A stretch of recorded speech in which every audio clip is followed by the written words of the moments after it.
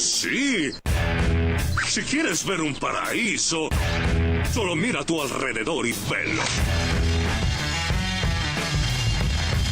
Radio Caput. Desde el lugar de las utopías. Radiocaput.com. Estás conectado. Estás en Caput. Al parecer seremos esclavos del placer. ¿Cómo se atreven a decirte qué tenés que hacer? Los barrios hacinados pa' no cabe un alfiler. Hace tiempo nuestros sueños tienen precio de alquiler. Será melancolía, una vida sin receta, que solo encuentra respuesta cuando se va la luz del día. Será melancolía, una vida sin receta, que solo encuentra respuesta cuando se va la luz del día.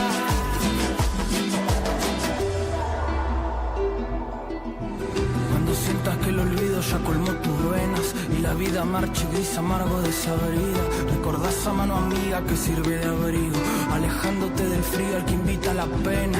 Con la serenidad del todo pasa y bajo la luz veraniega de una luna sepulcral te encontrarás con aquellos que ya al verlos son tu casa y te harán olvidar el miedo a la pesada soledad. Buenas tardes, noches, bienvenidos, bienvenidas, bienvenides a un nuevo jueves aquí desde el estudio Chicha Mariani en 3 en 1, junto a quienes habla Charo Álvarez y junto a mis compañeras Camila García y Diana Holguín, en la operación técnica del gran Martín Loza. Y bueno, desde aquí, siendo las 7:04, estamos dando comienzo a este nuevo jueves. La verdad que en mi caso, con una energía renovada, les tengo que contar que estoy con mucho olor a chori, que ¿sí? Lo necesitaba, o sea, quería tener como eso, el olor a chori en el pelo, en el algo. Claro. Me refiero a la gran movilización masiva que hubo en el día de ayer para acompañar a Cristina y decirle no a la proscripción y defender la democracia, bueno, un montón de cosas que podemos plantear. Y quería retomar algo que había comentado Cami el otro día, que tenía que ver con esto de que se podía sentir que esta sentencia o esta proscripción de alguna manera disciplinaba a los políticos. Y hay algo que escuché en el día de hoy que no me pareció menor, que bueno, que ustedes lo podrán decir más que yo, porque yo me considero de izquierda, socialista, pero esta cuestión de que, bueno, que si uno es peronista no puede tener miedo, ¿no? Y que Cristina en algún punto está mostrando eso. Sí, bueno, buenas tardes. Se las tiro así para... sí, no sé si es una cuestión de tener miedo. Creo que como todo aquel que tenga ganas de hacer política, digo, más allá de si es peronista o no, a eso voy, me parece que una de las cosas que trata de hacer, digamos, la derecha constantemente, no solo acá, sino en el mundo entero, es generar miedo para que no hagas. Claro. Y no solamente sucede, digamos, en la política, sucede en los medios, por ejemplo, para decir a los periodistas. Es múltiple, me parece que bueno, que es un tiempo complejo y que requiere de mucha valentía y mucho coraje, con mucha convicción, sabiendo quién es cada quien y pudiendo decir lo que tiene ganas. Y de eso se trata un poco la libertad, ¿no? De estar quizás en disidencias entre las izquierdas, inclusive el peronismo, y sin embargo poder tener el ámbito para poder debatir. En algún momento los grandes intelectuales, había revistas, correspondencias, ¿no? Donde discutían, y sin embargo no era nada loco, sino justamente contribuía a la democracia, contribuía a un debate, a enriquecerse, cosa que ahora me parece que está bastante floja la cuestión, ¿o no? Sí, yo quería decir, básicamente... Uy, tengo acá esto medio flojo. Ahí está. No, creo que ayer fue un bálsamo de épica que nos venía faltando, ¿no? Esta inyección de esta cosa que tiene el peronismo, que es más una cuestión de cultura, ¿no? De cultura que viene de nuestras entrañas. Cuando cuando muchos de nosotros en medios de comunicación decimos, che, nunca lo van a entender, estas personas nunca lo van a entender, tiene que ver con eso, ¿no? Con el sentimiento que nos genera de pasional el peronismo, ¿no? Y me parece que ayer no importa la cantidad de gente, porque, viste, también estuvo mucho eso en debate, si eran 40.000, si eran 128.000, 600.000 o qué, no me importa, la plaza estaba estallada, llena de compañeros y compañeras, llena de gente de a pie, llena de familias que fueron a escuchar a Cristina, porque la realidad es que esto es la causa de Cristina, pero también es la causa del peronismo y también nos revuelve mucho una historia que está en nuestro ADN y en nuestras entrañas, que es la historia de la proscripción del peronismo. Entonces, creo que la lucha es por todo eso, ¿no? Y creo que nunca lo van a entender.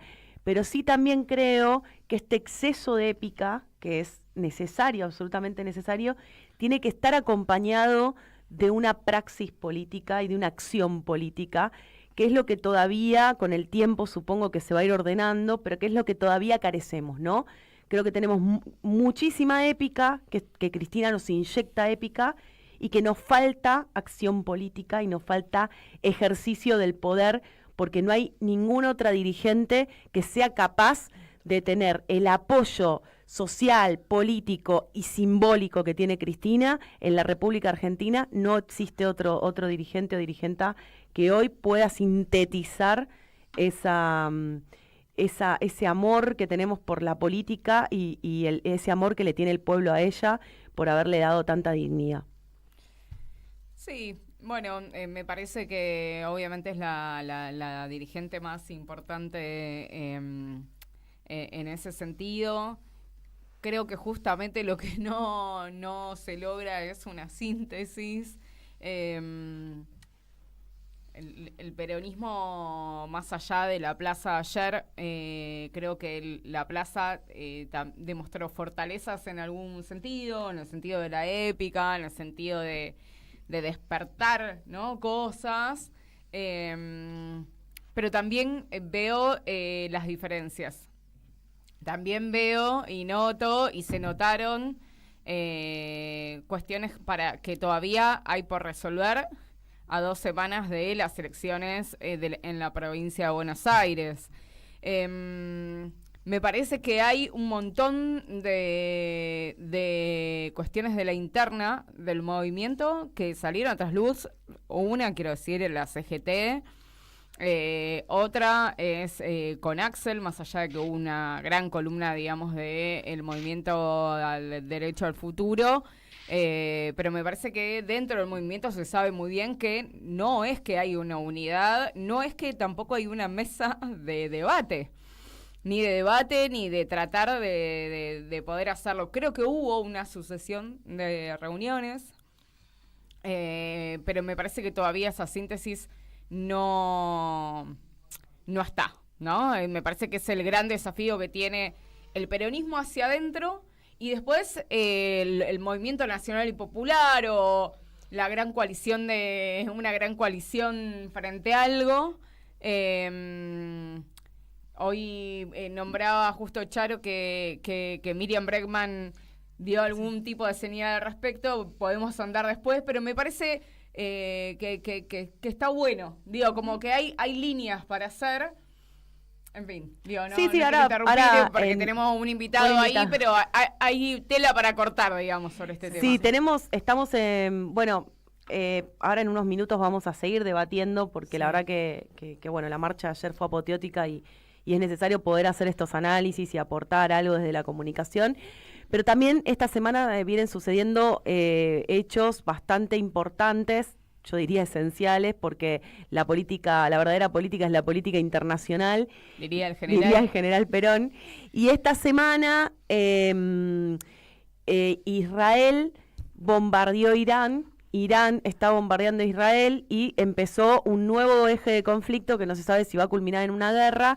Y la idea un poco era comunicarnos con Pablo Jaruf, que es un compañero y amigo de Generación por el Desarrollo, que es un espacio que yo integro junto con él. Pero además Pablo es doctor en Historia y especialista en Medio Oriente. Exactamente. Él forma parte de la Universidad de Buenos Aires, es docente de de Historia de Asia y de Historia Antigua Oriental de la Universidad Nacional de Luján. También es secretario académico del Instituto de Historia Antigua Oriental de la Universidad de Buenos Aires. Bueno, nada, un especialista, un estudioso del tema, que la verdad me parece necesario entre todos que podamos debatir estas cuestiones. Hola Pablo, bienvenida a Tres en Una. Acá te saludamos Camila García, Charo Álvarez y Diana Holguín. Hola, sí, buenas tardes, acá las escucho. Muchas gracias por la invitación. No, gracias a vos por comunicarte. Bueno, ahí un poco queríamos, poder esclarecer algunas cuestiones que tienen que ver con el conflicto armado que comenzó entre Israel y Irán. Vos sos especialista en historia. Esto es algo que viene dándose de una serie de cuestiones políticas que vienen hace ya muchos años. Y esto sería como la culminación o el paroxismo de algo que viene gestándose hace varios años a lo largo de los conflictos de Medio Oriente.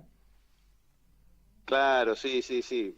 Los conflictos que ha tenido Irán a lo largo del siglo XX y bueno, el comienzo del siglo XXI han sido varios, sobre todo a partir del 79, con la Revolución Islámica, donde tuvo lugar también una crisis de los rehenes en la Embajada de Estados Unidos, muy importante. Pero bueno, se viene viendo una escalada desde hace un tiempo, lo que pasa que muchos imaginaban que nunca iba a estallar.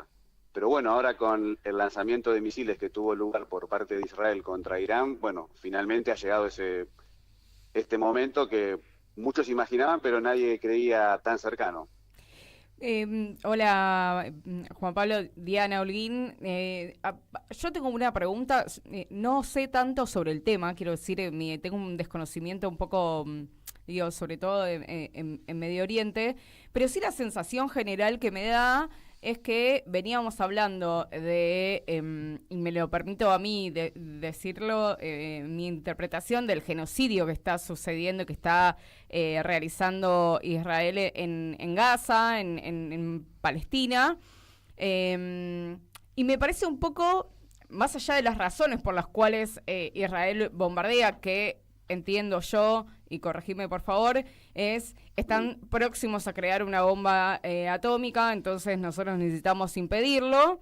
Con Irán me parece como una desviación, ¿no? Como una suerte de, necesitamos poner el foco en otro lado a partir de lo que está sucediendo y sigue sucediendo en Gaza, que, no sé, hace 2-3 días murieron 50 personas que estaban yendo a un punto, digamos, de centro de distribución de alimentos, por ejemplo. Sí, sin duda que esa es la situación más dramática de todas. Lo que pasa es que, claro, uno se termina como acostumbrando a esta situación que, como bien decís, ya, digamos, llegó al nivel de genocidio.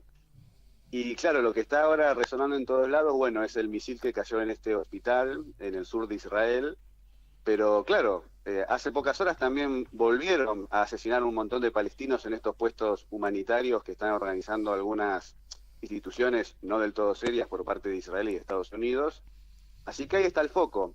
Y justamente es desde octubre del 2023 que bueno, con la invasión, la ocupación israelí sobre la Franja de Gaza, que comenzó a escalar toda esta situación. Ya vimos cómo se incorporaron los yemeníes o yemenitas tirando cohetes, y el final de la guerra civil en Siria, o esta especie de impas, donde finalmente Bashar al-Assad, que era un fuerte aliado de Irán, terminó cayendo. Y claro, el problema de fondo, más allá del programa nuclear iraní, si realmente estaba o no cerca de hacer una bomba atómica, es la situación del pueblo palestino. Claro, tal cual. Con lo cual, digamos, aquí se puede llegar a ver quizás un alto al fuego entre estos dos países por intermediación, vaya a ser de Estados Unidos, de Rusia o de China, pero el problema va a seguir abierto en tanto y en cuanto la situación en Palestina siga como está ahora actualmente, ¿no? ¿Qué tal? Buenas tardes, Pablo. Te habla Charo Álvarez. Bueno, Buenas siguiendo tardes. lo que también mencionaba Diana recién, da la sensación que la cuestión nuclear tiene más que ver con una excusa, ¿no? En este caso, como para justificar, digamos, el ataque de alguna manera, pero yo quería enfocarme en entender cómo es el rol también que juega la Argentina y lo que tiene que ver con la situación que nosotros hemos vivido con la AMIA, con Irán, el comunicado que sacó también nuestro país y cómo eso, digamos, afecta de alguna manera en lo que tiene que ver con nosotros también. Perdón, y agrego algo más que me parece muy importante, y no es un dato de color, sino que cuando sucede el bombardeo, el presidente de la nación, Javier Milei, estaba en Israel. Besando el muro. Sí, sí. No, pero no me parece menor, digo, en todo este Sí. cuadro que acabas de decir, ¿no? Sí, bueno, Javier Milei se ha alineado excesivamente con esta política que yo no diría es la del Estado de Israel, Ujú. que si bien, bueno, se la puede criticar en general por toda la historia que ha tenido, sino, digamos, por esta furia desatada por Benjamín Netanyahu, con el apoyo, bueno, de sectores judíos, pero que son ultraconservadores, ultraortodoxos, que son justamente donde los círculos donde se está moviendo nuestro presidente, Ujú. que arrastra, bueno, al pueblo israelí, a la comunidad judía toda, que muchos no comparten lo que está sucediendo, y por último a nuestro país. Como bien decían, sí, estuvo el atentado en la embajada de Israel, en la AMIA, el encubrimiento, las sospechas, las dudas, pero después estuvo el memorándum con Irán, estuvo la muerte también misteriosa de Alberto Nisman, Tal cual. Sí. y está el juicio abierto a Cristina Kirchner, Ujú. porque ahora yo recién escuchaba lo que estaban conversando antes de arrancar conmigo sobre la marcha del día de ayer, Ujú. pero tengan presente que Cristina Kirchner tiene más juicios abiertos y el más importante de todos, según ella misma ha dicho, es por el memorándum con Irán, y la Fiscalía Argentina pidió el arresto de Ali Khamenei, Ujú. es el líder de la República Islámica. O sea que estamos metidos, Hasta yo el cuello. pienso totalmente, para no usar una expresión... Que este es que el no líder de la corresponda. guardia esa nacional que tiene Irán, ¿no? Como medio el sistema político es medio nuevo para Pero sí. nosotros. El sistema político sí, es distinto. Ante todo es una república, es decir, la soberanía reside en el pueblo puede votar, y vota básicamente a tres instituciones: al Parlamento, al presidente y a una asamblea de expertos conformada por expertos en la jurisprudencia islámica, particularmente el chiismo duodecimano, que es la rama del Islam predominante ahí en Irán. Ujú. Esa asamblea de expertos vota a un cargo que tiene un nombre en árabe, es Wali Faqih, no importa, Ujú. pero ese es el cargo que ocupa Ali Khamenei. Y de ese cargo depende las Fuerzas Armadas Apa. y la Corte Suprema de Justicia. Entonces, claro, todo lo que tiene que ver con la guerra, Ali Khamenei vendría a ser el más importante. Después está el presidente, pero bueno, cada 4 años, si mal no recuerdo, si bien se puede volver a presentar, suele, digamos, haber cambio, porque el pueblo iraní a veces prefiere algún presidente más moderado, más reformista, o a veces más conservador, más tradicionalista. Ahora el que estaba era mucho más abierto. Ujú. Hace 2 semanas justamente habían votado que se eliminaba la prohibición de usar hijab Exacto. en la vía pública, y una noticia que pasó así de largo que tanto tiempo venía reclamando Occidente. Sí, importante, además por Sí, las sí. restricciones que tenía con las mujeres, ¿no? Sí, la Y lo crítica. significativo que fue la muerte, ahora no me puedo acordar bien el nombre, pero la muerte de una activista. Claro, sí, naturalmente que, bueno, Irán también atraviesa una serie de situaciones internas de conflictos, pero más allá de eso, existe esta estructura de la República Islámica que es relativamente flexible por esto mismo, ¿no es cierto? Porque, bueno, se puede cambiar el presidente por medio del voto, ¿no? Un parlamento, hasta el mismo líder se puede cambiar si la asamblea, digamos, así lo dispone. Por eso yo me ponía a pensar, sí, perdón. Sí. Sí, perdón. No, que con esto que algunos decían que si lo mataban al líder, ¿no es cierto?, supremo, como le dicen acá en Ujú. Occidente, se iba a solucionar todo desde la perspectiva occidental. Y es difícil porque, digamos, pueden designar a otro en su lugar, ¿no es cierto? Claro. No es una dictadura monárquica Claro. donde todo depende de uno. No. Es una estructura política bastante compleja. Pablo, dos cositas te quería preguntar. Primero, ¿qué rol está cumpliendo Netanyahu en el mundo? No digo que vive en guerra. O sea, vive en guerra todo el tiempo, como guerra total. Si no es uno, es otro. Si no es Siria. Digo, y hace tiempo que el Parlamento, obviamente, o sea, la gente está en contra de su gobierno.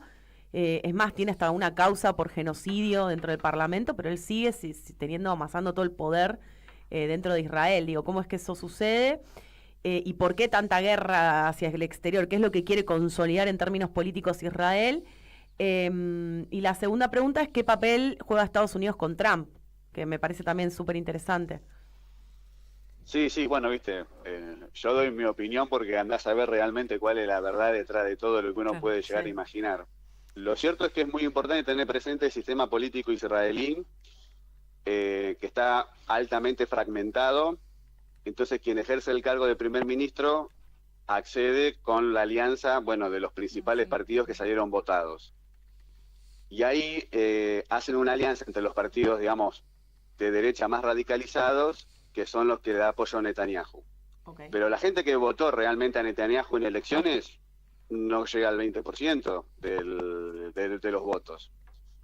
Por eso que, digamos, la gran mayoría no lo votó, pero aún así con el apoyo de partidos extremistas minoritarios asume el poder. Claro, pues es parlamentarismo, ¿no? Recordemos a los oyentes. Bueno.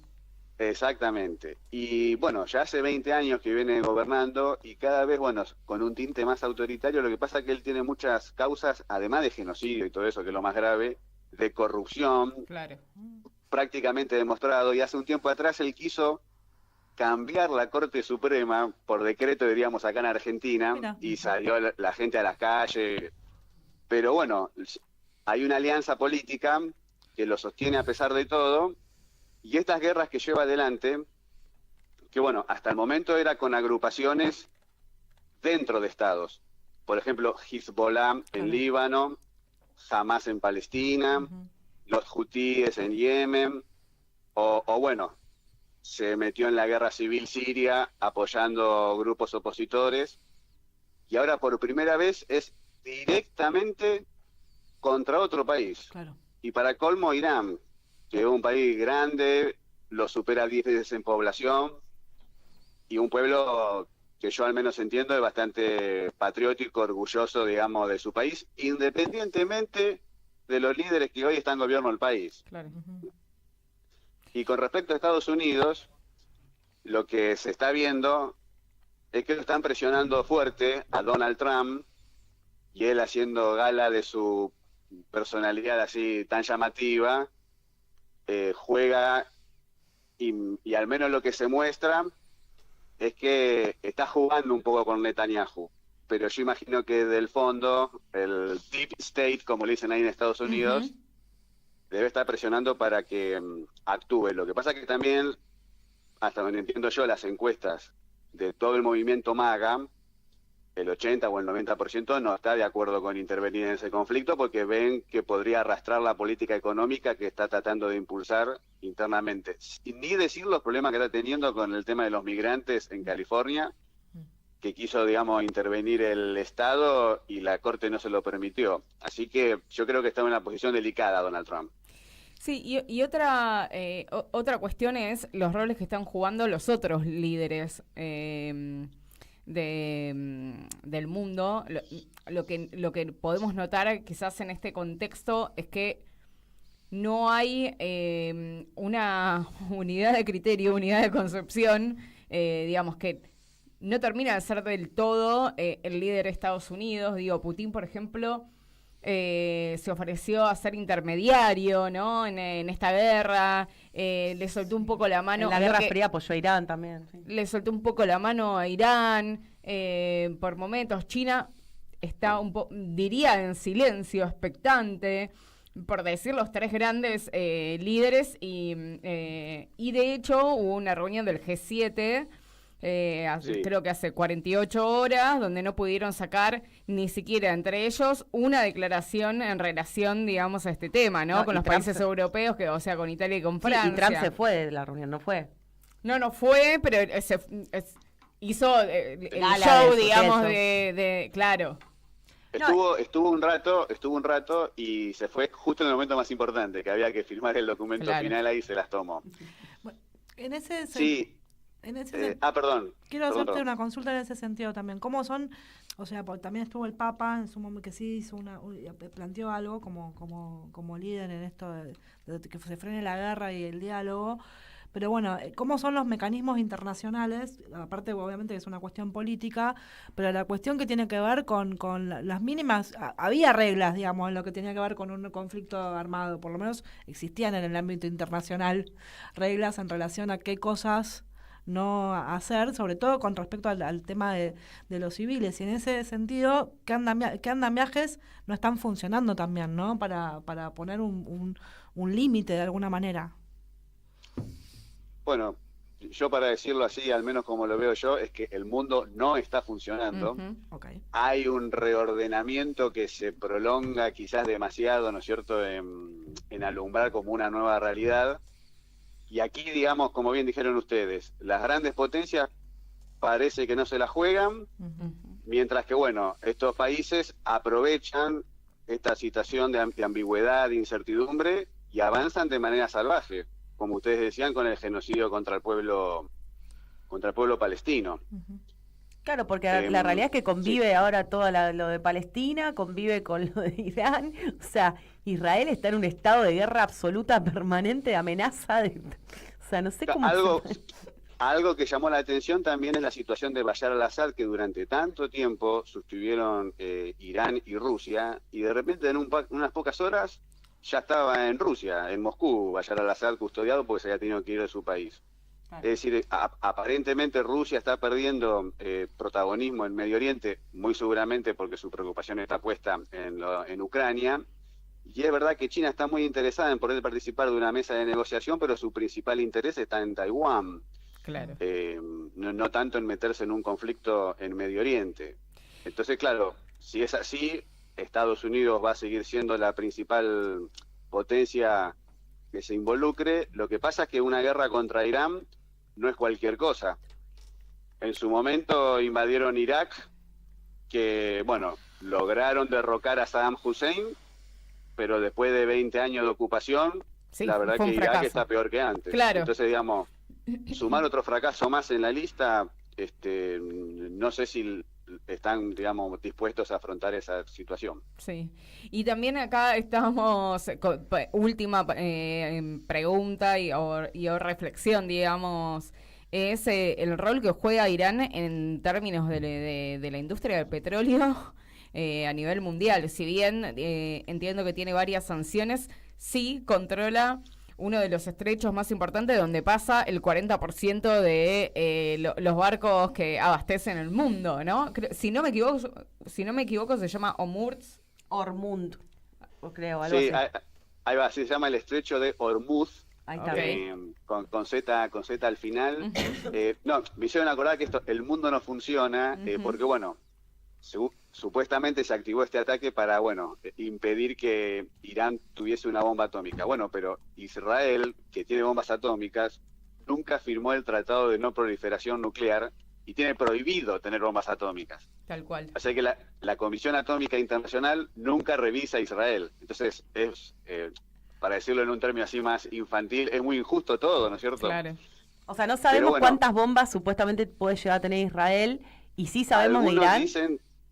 Algunos dicen que tiene como mínimo 80, 90 y como máximo puede tener 300 o 400. Es lo que dicen, en bueno, las- porque es información secreta, ¿no? Claro, en la zona vaya más a saber. caliente del planeta, ¿no? Lo que escuché en una nota que le hizo Mario O'Donnell ayer, Sí. creo, a la mañana, a un argentino que está dentro de la comisión, Sí, lo escuché. es que lo que tiene, o lo que él dice, es que lo que tiene Israel es...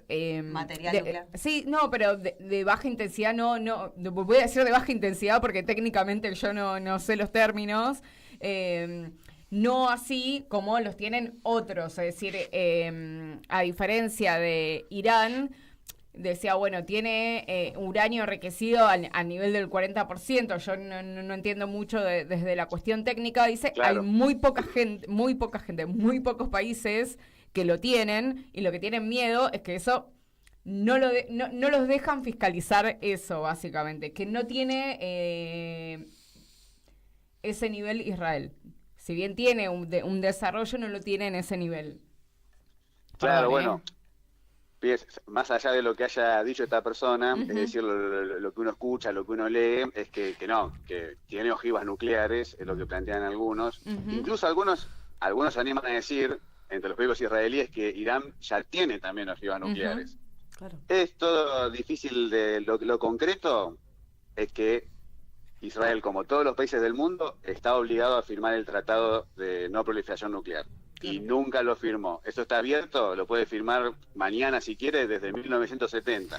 Claro. Hace más de 50 años. Y respondo a lo que me han preguntado sobre el petróleo y Hormuz. Sí, Irán es uno de los países, creo que está en el 4º o en el 5º lugar de reservas de petróleo, de gas natural. El problema es que no puede exportar mucho por las sanciones. Exacto. Y los bloqueos. Entonces, exporta principalmente a Asia Oriental, a Rusia, y con respecto al estrecho de Hormuz, controla la mitad, el 50%. La otra mitad la controla Omán y los Emiratos Árabes Unidos. Y naturalmente que estos países están apoyados, por Estados Unidos. Obvio.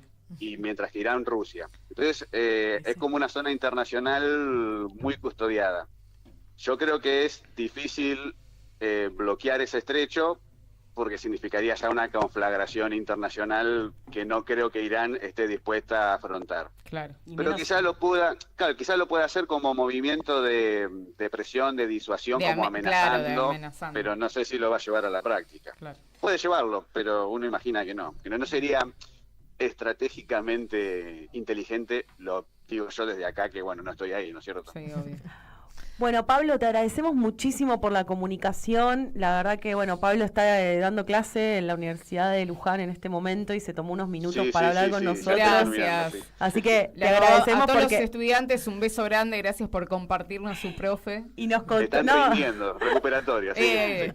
y nos costó bastante conseguir porque todos los profesores están dando clase también, ¿no? Sí. Tienen que laburar a esta hora. Así que Pablo, te agradecemos mucho. Pablo Juruf es doctor en Historia de la UBA, docente investigador de Medio Oriente, integrante de Generación por el Desarrollo, con quien compartimos ese espacio. Así que te agradecemos un montón por la comunicación y te vamos a seguir llamando, te vamos a seguir molestando. Yo encantado. No hay porque estos temas están en agenda y creo que son importantísimos para pensar el futuro. Así que muchísimas gracias, Pablo. Bueno, muchas gracias. Un abrazo. Chau, chau. Chau, chau. Bueno, y estamos listos como para un tema musical, que lo elegimos porque ganó el Gardel, muchos Gardel en el día de ayer. Así es. Y nos parecía ¿Estás hablando de ella? De ella estoy hablando. ¿De ella? De ella. De ella, la exitosa. Sí. En muchos sentidos exitosa. Exactamente. Sí, obvio, sí, totalmente. obvio. Merecido. Merecido premio. Así que vamos a escuchar el tema.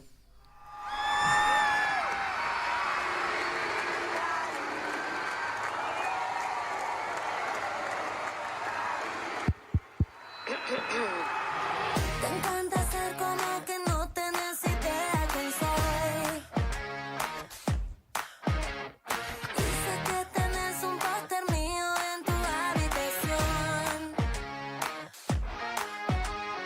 Cada vez que salí de noche, escucha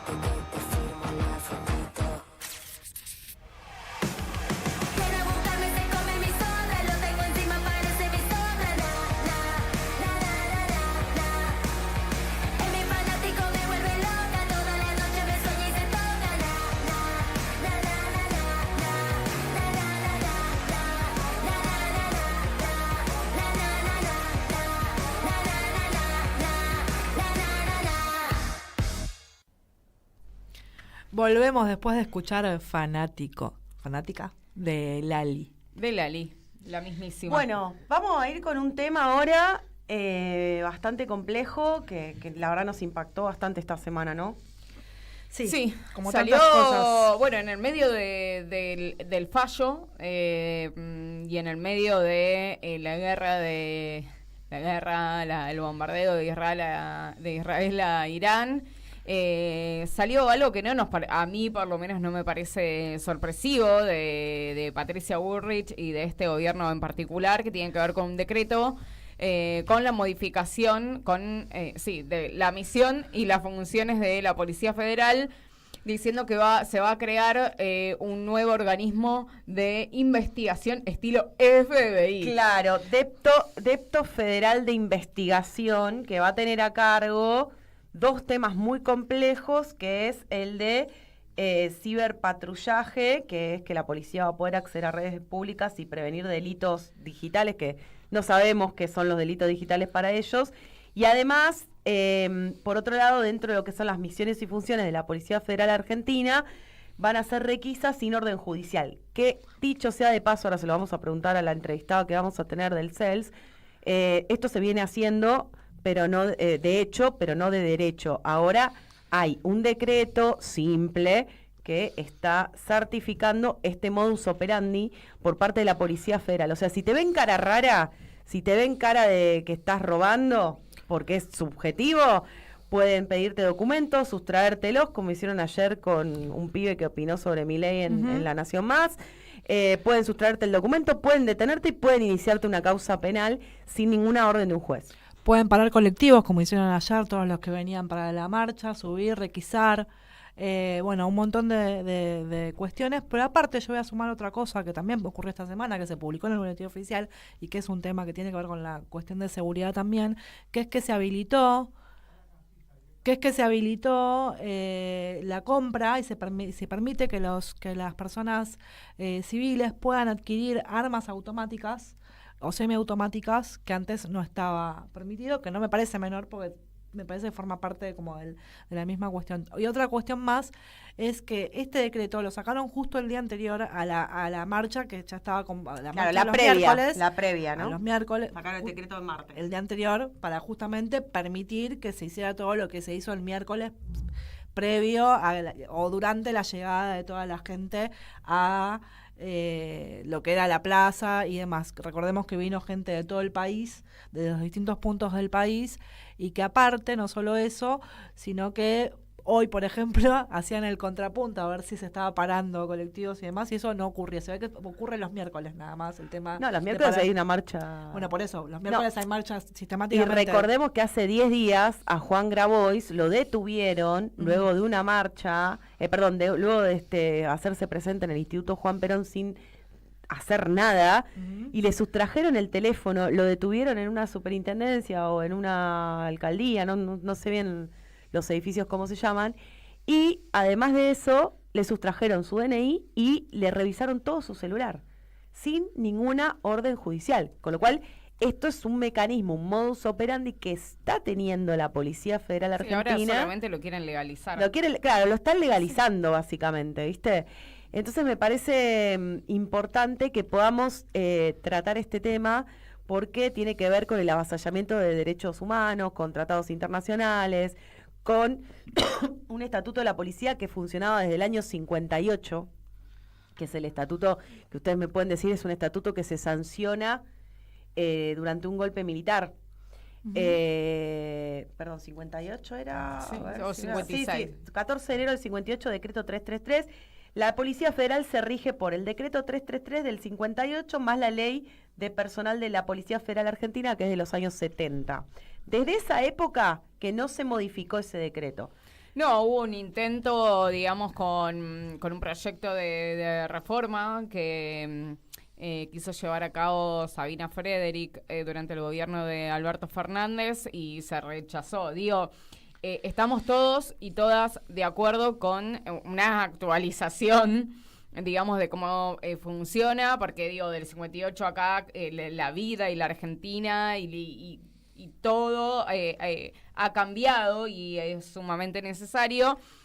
lo que distintos especialistas, digo, desde la Correpi a el CELS, lo que marca es algunas cuestiones muy graves, digamos, en relación al derecho de las personas y a la amplitud con la cual se puede hacerlo, digamos, la policía.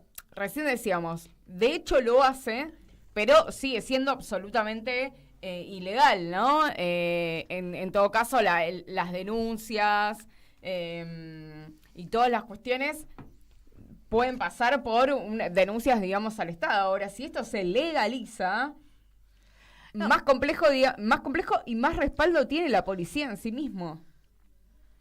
Sí. La cuestión es, a ver, hay una cuestión que me parece que todo tiene que ver con todo, y en este sentido, digo, cuando estamos hablando del debido proceso, cuando estamos hablando de las garantías mínimas de tener un juez natural, que haya una orden judicial, es porque eso está en nuestra Constitución Nacional, para empezar, que permite que toda persona, todo individuo pueda ser inocente hasta que se demuestre lo contrario, para empezar, como básico, básico e indispensable. Ahora, cuando nosotros, con argumentos muchas veces promovidos por el Fondo Monetario Internacional, que tiene injerencia, a partir de que nos presta dinero, tiene injerencia en meterse en las cuestiones internas de nuestro país, muchas veces que han pedido, por ejemplo, todo lo que tiene que ver con la cuestión antiterrorista, la modificación de las cuestiones penales que tienen que ver con la cuestión antiterrorista, y eso, ¿qué hacía también? Permite, digamos, determinada laxitud, si se quiere decir de alguna manera, en las cuestiones que tienen que ver con las garantías que tiene todo individuo basado en nuestro sistema de derechos.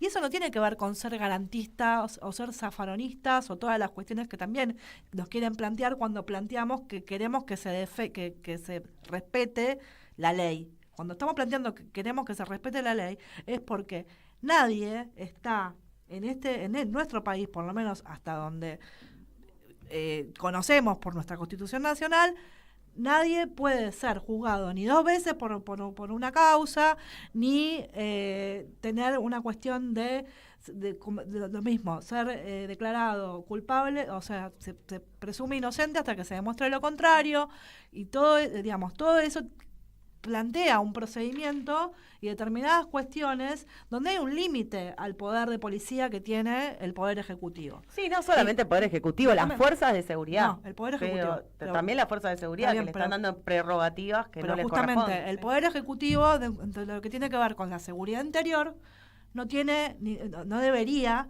tener este tipo de injerencia, y menos darle un poder a la fuerza, que es una fuerza que tiene que acompañar, pero el Poder Ejecutivo tiene la administración del uso de la fuerza, porque es el que lo gobierna de alguna manera y es el que le indica qué es lo que está correcto y qué no.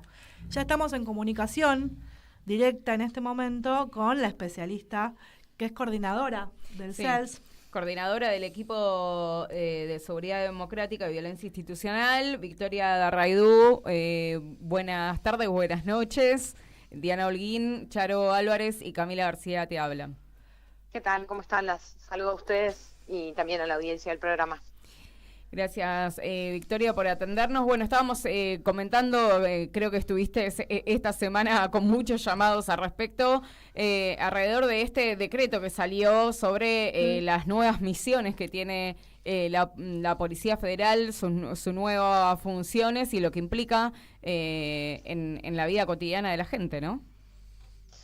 Bueno, en principio, me parece que es importante resaltar que hay un problema en toda esta decisión, que es la forma en la que se toma, ¿no? Y que es que el Poder Ejecutivo decide reformar integralmente la Policía Federal, y esa decisión la toma y la hace a través de un decreto, ¿no? Entonces ahí lo que no convocó es al Congreso a una discusión política, a buscar consensos, acuerdos políticos, que haya un debate, nada de eso pasó. Lo que hicieron fue aprovechar forzadamente, porque lo excede, pero la ley base, ¿se acuerdan que es la ley que el Poder Legislativo le delegaba al Ejecutivo facultades para legislar en distintas materias? Y bueno, esa es la ventana de oportunidad que encuentra el gobierno y genera una nueva policía y excede además las materias de las facultades que entrega la ley base. Cuando decís Eso sí, exceden, sí. estamos Sí. diciendo de que en realidad no le están dando esta facultad, o sea, de que el decreto no le da esta ventana realmente, o sea, la El fuerza. punto es, la ley base no delegaba facultades para legislar en materia de seguridad, Ujú. pero sí en algo que llaman como, plantean como modernización, reestructuración del Ujú. Estado, Ujú. cambiar funciones de distintas dependencias del Estado federal. Entonces, esa es la justificación que encuentran y que plantean para esta reforma. Pero lo cierto es que hay reformas que exceden la idea de la reestructuración del Estado y que sí tienen que ver con cuestiones penales, por ejemplo. Entonces, ahí es cuando decimos, bueno, están limitando las facultades de la ley base. Tengo una consulta, Victoria. Sí. Justamente en este sentido, una cosa es que puedan modificar la cuestión que tiene que ver con estructural en el sentido del manejo dentro de la fuerza y demás. Eso es una cosa. Otra cosa es que utilicen el mecanismo del decreto y lo que plantea la ley de bases para restringir los derechos que tienen que ver con la libertad de las personas e incumplir la Constitución Nacional y la posibilidad de tener, digamos, de tener una orden, digamos, un debido proceso, ser inocente hasta que se demuestre lo contrario. Digamos, hay un montón de avasallamientos que tienen que ver con la seguridad interior, en todo caso, que no están autorizados para hacer y se están metiendo en la cuestión de los derechos y libertades de las personas, ¿no? Sí, ahí, a ver, por un lado podemos pensar que, digo, políticamente, solo cambiar las funciones y misiones de la Policía Federal sería deseable un debate político más importante, ¿no? Sí. Y pensar que la ley orgánica que regía hasta la actualidad es del año 58.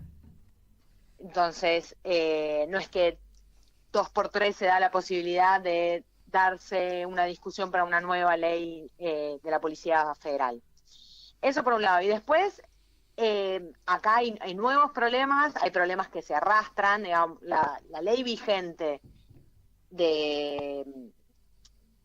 con relación a las detenciones sin orden judicial estaban. Sí. Y la Corte Interamericana de Derechos Humanos le dice al Estado argentino que tiene que cumplir con la sentencia del caso Bulacio, que dice, si vas a generar una normativa que tiene la facultad, la policía, de detener sin orden judicial en situaciones que no es de flagrancia, tiene que tener criterios objetivos la policía para poder detener a una persona. Si no, lo que alimentás es a la discrecionalidad, Claro. al sesgo racista, si querés, de la intervención policial, a la oportunidad política para detener a personas al voleo y demás. Eso, la sentencia del fallo Bulacio es del 2003. Hace más de 20 años que Argentina incumple con eso. Ujú. Esta es una nueva oportunidad que tenía el Estado para armonizar su normativa y no lo hizo. Y después claramente trae graves problemas nuevos, como las capacidades de realizar tareas de inteligencia Ujú. sin orden judicial por parte de las policías, que también algunos pueden decir, bueno, la policía ya lo hacía. Bueno, es gravísimo que exista un decreto que lo permita. Claro. Sí, ahora como O- que se Se legalizó. legaliza. Se legaliza lo que viene haciendo la policía. Digo, también comentábamos el caso de Grabois la semana pasada, ¿no? ¿Eso te referís a la detención? A la detención arbitraria, claro, sí. Perdón, entre otros ejemplos. Bueno, y por otro lado están, que aparece también como nuevo, que esto solo existía a nivel de resolución ministerial, son las tareas, lo que conocemos como ciberpatrullaje, que es el espionaje en redes abiertas. Esto es en el espacio de internet, en las redes sociales, que ahí el problema que hay es que también se plantea como un abanico muy amplio, que son actividades de prevención, y en función de las actividades de prevención, la policía puede hacer espionaje sin orden judicial. Y ahí el problema, ¿cuál es? Bueno, en Argentina desde diciembre del 2023 cortar la calle para hacer una manifestación es un delito. Claro. Entonces podemos pensar que para prevenir ese delito la Policía Federal va a revisar lo que pasa en las redes sociales de organizaciones estudiantiles, de organizaciones sociales, de personas, ¿no?, que integran organizaciones sociales, sindicatos, lo que sea, no sé, organizaciones de jubilados. Bueno, esa ventana de posibilidades hoy existe y es también absolutamente grave. Sí, totalmente. Victoria, yo te quería preguntar que, bueno, mi nombre es Camila García, te saludo desde acá de ¿Qué tal, Caput. Camila? No, ¿qué opinabas del nuevo rol que va a tener este departamento que crearon, que es el Departamento Federal de Investigaciones, que es un raviol que va a estar entre el subjefe y la superintendencia, y que va a tener a cargo, digamos, todas las misiones y funciones que tenían las superintendencias, que entiendo que se dedican a materias específicas, ¿no? Tipo narcotráfico, esto, lo otro de investigación. Entonces, ¿qué rol crees que asuma y cuál, digo, si ustedes pudieron identificar algún nexo con tareas de inteligencia que son propias de la CIDE? Bueno, ahí hay una... al principio cambian, el organigrama de la policía cambia y generan una dirección específica y después dicen que en cada una de las superintendencias y unidades pueden hacer tareas de inteligencia. Y después en este contexto también con el programa de inteligencia, bueno, sí, puede sospechar de las acciones ampliadas que va a hacer la policía. Más aún cuando lo que están diciendo en el propio decreto es que la policía puede producir prueba a través de la inteligencia y luego llevársela al Ministerio Público Fiscal para que cree un caso. La actualidad es al revés. Claro. La policía puede hacer tareas de inteligencia cuando hay una investigación judicial que lo ampare. Es en el marco de esa investigación criminal. Una consulta más en relación al periodo de este gobierno, si ustedes pudieron identificar justamente mayor cantidad de denuncias en referencia a la violencia institucional en comparativa con otros gobiernos, si están recibiendo, ha aumentado en estos 2 años más que en los gobiernos anteriores. ¿Tiene una impronta distinta? ¿Ustedes lo entienden y lo analizan desde ese lugar? Bueno, lo que vemos con claridad es a lo que explícitamente lo dice el gobierno sin ningún tipo de problemas y que es un nuevo miramiento con relación a la protesta social, ¿no? Uh-huh. Y ahí sí asistimos a y que eso es claramente un problema de violencia institucional. Cada miércoles actualmente la represión y la criminalización de la protesta social. Ahí hay un claro punto para observar también cómo el gobierno no soporta el disenso y decide reprimir e imprimir la protesta social. Ese es un punto. Después, otra métrica que nosotros tenemos para ver esto es el uso de la fuerza por parte de las policías, ¿no? En la base de datos del CELS lo que muestra. Ahí hay un pequeño aumento con relación a los últimos años, en el 2024, por ejemplo.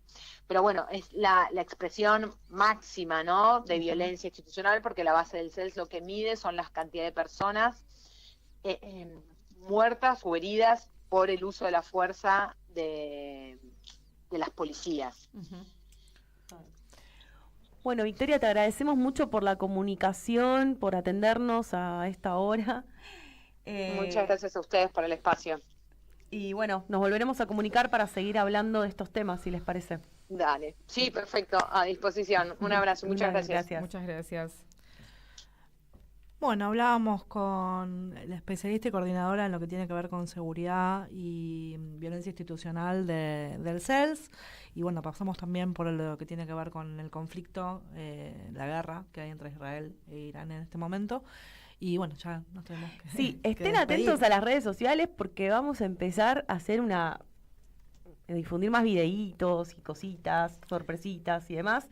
Así que estaría bueno que estemos todos conectados online para estar juntos durante toda la semana, por más de que no haya 3 en 1 hasta el próximo jueves, ¿no? Uh-huh. Bueno, y nos despedimos hasta el próximo jueves aquí en 3 en 1 con la operación técnica de Gran Martín Loza. 19:57. 19:57. El reloj ¿no? Bueno, con quienes están tras bambalinas, Jorge Pardés, el Chino. Gracias. Bueno, quien dirige esta radio, Juan Martín Ramos Padilla. Les recordamos que escriban para tener Infosiberia en su celular al 11 28 67 90 78. Gracias Cami García, gracias Diana Holguín, que les habla Charo Álvarez.